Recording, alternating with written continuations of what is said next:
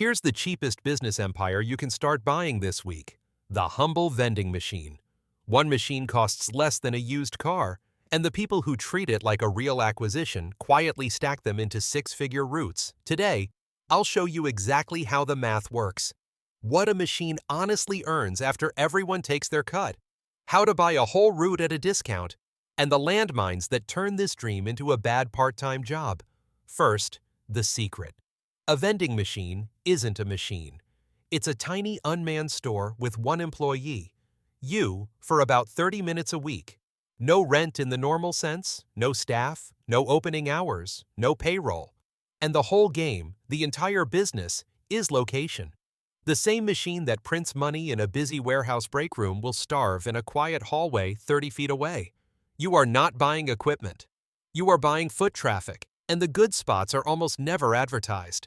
Offices with 100+ staff, gyms, hotels, hospitals, schools, car dealerships, and yes, laundromats, where people sit bored with change in their pockets. Half this business is politely asking building managers the same question until one says yes. So what does it cost? A brand new snack or drink machine runs $3,000 to $6,000, and a good used one, $2,000 to $3,000. But smart acquirers usually don't buy machines, they buy routes. A bundle of machines already sitting in proven locations with real sales history. Routes are priced like every business we cover, on their earnings, typically about 1 to 1.5 times yearly net profit. Think about that against the rest of this series. Laundromats sell for 4 times earnings, storage facilities for 12. Vending is one of the cheapest cash flow multiples in the entire acquisition world, precisely because it comes with a built-in job attached. Now the honest math on a single machine, because this is where beginners fool themselves. Say a decent location does $400 a month in sales.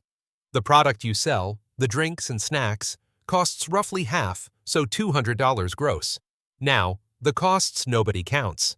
The location owner usually takes a commission, 10 to 20% of sales, call it $60. Card reader fees take a few percent more. Gas, restock time, spoilage, the occasional jammed coil you refund twice. After all of it, a good machine nets around $100 to $150 a month, pre-tax. And product mix matters more than people think.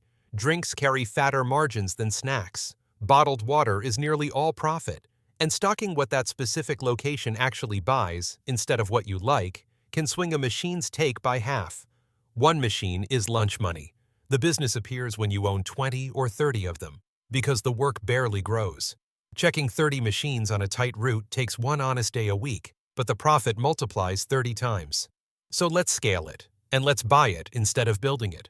Say there's a route for sale, 20 machines in proven locations netting $3,000 a month after product, commissions, and fees.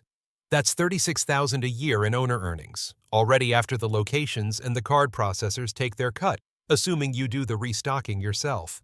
At a 1.2 multiple, that route costs around $43,000. Banks mostly ignore deals this small, but sellers finance constantly. Put half down, about $21,000, and pay the seller the rest out of the machine's own cash flow over a year or two. After the note is paid, the full $36,000 a year is yours, on a business you run in a few hours a week. And route density is everything. 20 machines inside a tight 15-minute loop is a business. 20 machines scattered across 3 counties is a delivery job that pays you in gas receipts. But here come the landmines, and vending has plenty. 1. Fake numbers. Sellers love quoting sales instead of profit. So you verify with the actual card reports and cash counts, machine by machine, before you pay. And modern telemetry makes this easy. If the seller can't show you remote sales data, assume the spreadsheet is fiction. 2. Location contracts. If there's no written agreement with each location, the business can evaporate the day a manager changes their mind or a rival offers 2% more commission. So get every location signed and transferable as a condition of closing. 3. Dead machines, repairs, vandalism, and ancient coin mechs quietly eat months of profit, so budget maintenance and favor newer machines. And 4. Your own time.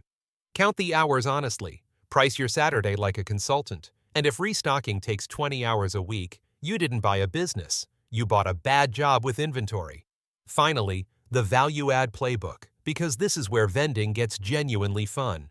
Add card readers to any machine that lacks them, Sales jump 20 to 30% overnight because nobody carries coins anymore.